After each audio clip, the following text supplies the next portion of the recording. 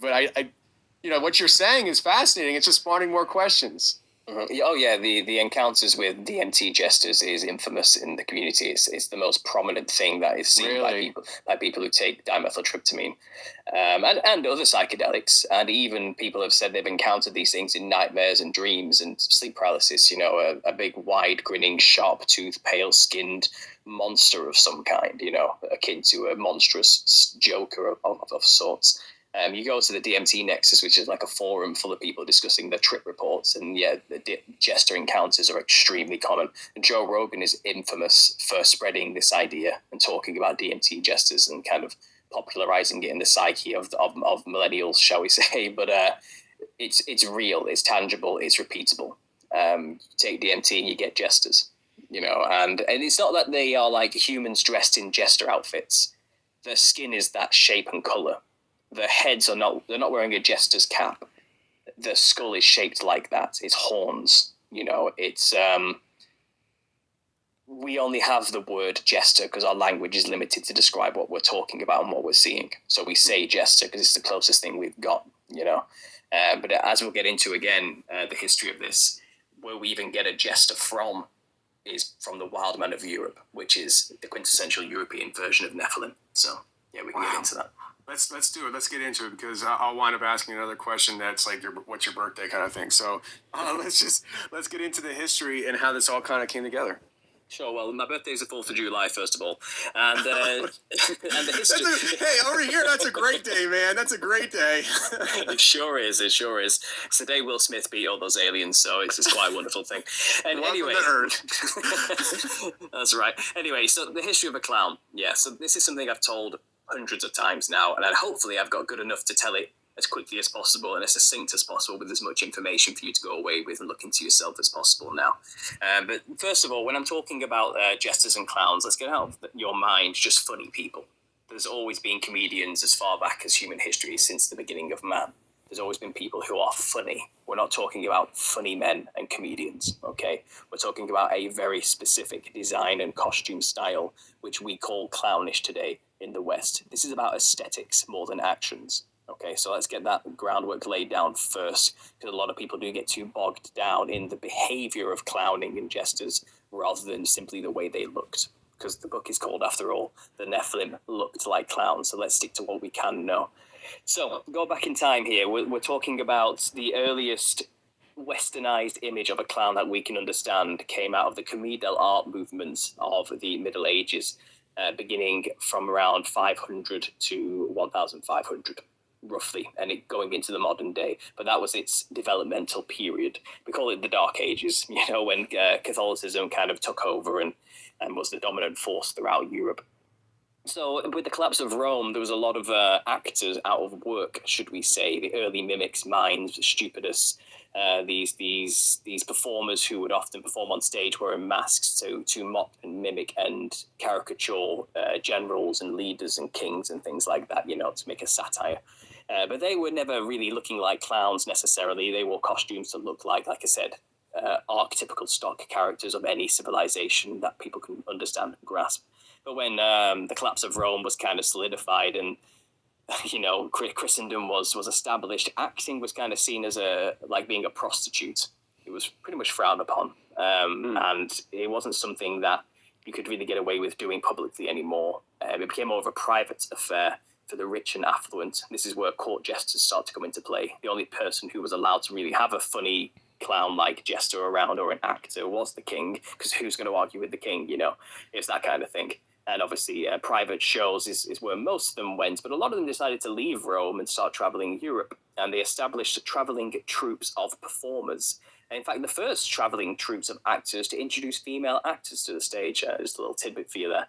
But they were called the Commedia dell'arte, and they came out of the tradition of Italian theatre, but they became quick improvised shows with very quick improvised stages in the town squares of any city they rolled into.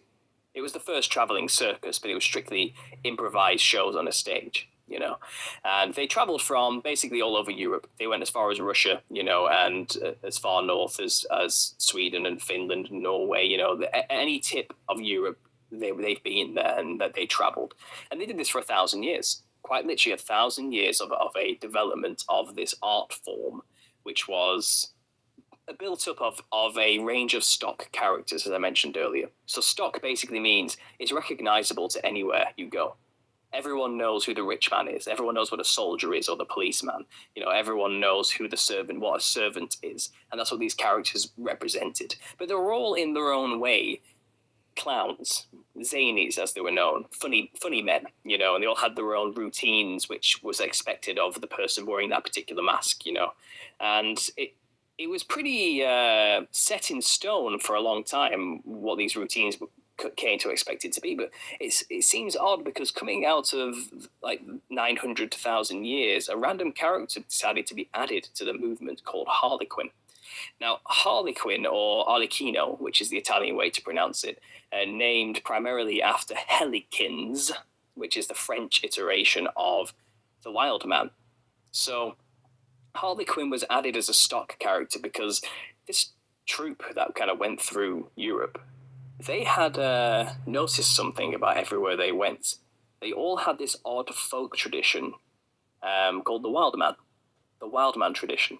And they had these big festivals where they would get absolutely hammered and have a huge party dressed in monstrous, wild, big clown-looking, sharp-toothed, wide-smile, masked-wearing, hairy beast costumes.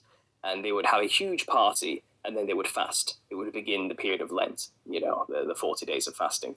And they would just have this massive carnival festival where they basically dressed like hairy demons with huge, wide grins and smiles. And this wild man tradition, they noticed this, so they decided, well, let's add a wild man to our stock character list because everyone will recognize it in Europe. And that's what they did. They introduced Harlequin, modeled after the French version called Helikins. Now, Helikins comes from a 11th century, it's like a 10th century monk describing his encounter with the wild horde. And it was this giant club-wielding beast, hairy monster thing with a bunch of demons around his ankles because he was a giant. And they basically went from village to village causing chaos. And it roamed through his village in the 10th century. And he documented witnessing this wild horde. And he described and called the giant Helikins. So that's where the name comes from. And that's where Harlequin comes from. He is a model stock character of the Wild Man of Europe, which is quintessentially the European flavor of Nephilim. So there's the first proto-clown.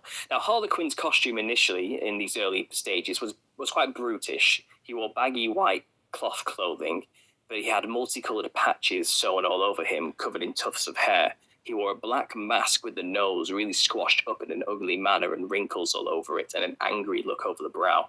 And he would have a horn, a lump sticking out of one side. And then on top of that, he would carry around this big club, which became known as the slapstick. And his character on stage was almost godlike. He could command the stage by slapping his stick on the floor, and magically the scene would change into something else. So he was beyond human capability. He had magical powers when he slapped his stick. He also was very fleet of foot, quick-footed. He could do backflips and acrobatic stunts like no other, and he was always striking these particular odd, grandiose poses while he was at it in between doing these grandiose, ridiculous stunts. He was a wild card. He was a wild man in character and design. He was insane, and he was edgy and rude. He would use his stick as a phallic symbol and poke it at people's backsides, and like he was wafting at people's faces.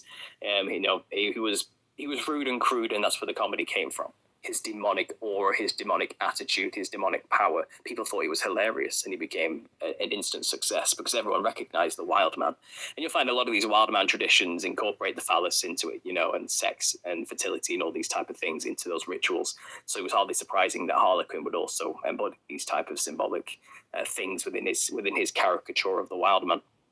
And you can find evidences today of the Wild Man tradition. It still goes on in Europe today. The most popular, biggest festival, which has its roots unchanged all the way back into Thracian culture, is the Cookery of Bulgaria. That's where you'll find the most prominent version. But even if you go from Bulgaria all the way to the other side of Europe, to Portugal, you can find their Celtic version, which is called the Kuretos. And they look extremely similar, but they're separated by a lot of land. But then they have their own style. but they all wore extremely baggy, hairy clothing with multicolours, patches, and psychedelic sequins everywhere, with a big, wide-grinned, terrifying-looking demonic mask. These